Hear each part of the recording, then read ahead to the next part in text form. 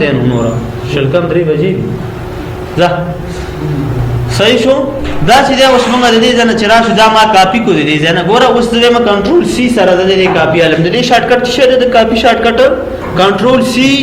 د دلته به تاسو ته ولیکم تاسو به دا ځان سره د ویډیو نه ولیکئ تاسو هر کله یو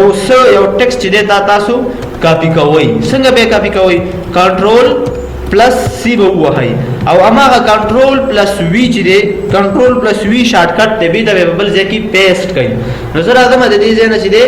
دا ما ټول ونیو د سیم انتخاب کو ګوره دا د کلیک سره انتخابيږي ښا دې ځای کې ګوره دې ځای کې دا کرسر خوځيږي کنه دا کلیک به ونی سي دسه به ونی سي دا به ټول انتخاب شي چې انتخاب شو د دې نه ورسته به د دې نه کاپی واخلئ کنټرول سی سره ما کاپی کو زه راځم دلته کنټرول وی سره پیسټ کوم بیا مثلا راځم لاندې کنټرول وی سره چې دا ما بیا پیسټ کو نو دا مون سره د کټ کاپی پیسټ خبره و چې مونږ کولای شو یو ټیکسټ چې دی د یو ځای نه بل ځای ته کاپی پیسټ کو ویو شو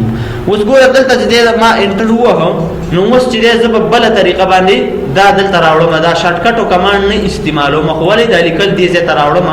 تاسو به د لیکل ټول انتخاب کوي فهمه ګوره بیا به کنټرول بټن د کیبورډ نه ونی شي کنټرول او دا بدل تر اډره کې دلته نو اوس موږ سره د دې نه ډوپلیکیټ کاپی وتلا ګوره کزه یم چې دلته ځان سره پیس کوم کنټرول بټن مې نیولې دا نو دلته چې موږ سره د دې کې دا پیس شو نو موږ د کنټرول بټن په تر باندې کولای شي چې یو ټیکسټ دوباره یو ځای نه بل ځای ته ویسو دا خو خیر موږ سره چې دا یو ډاکومېنټ دی یو ځای دی کنټرول سی یا د کمانډ ما کاپی واخسته بل فایل ته بتا سو دا څنګه وړي بل فایل ته بس کاپی التواله بل فایل راوړی دی ځنه او دې کې دا پیسټ کړي دا موږ سره د کاپی او پیسټ خبره وا اوس زرا د په دې لاندې ځای کې چې دلته زه یو انټر وهم دې ځای کې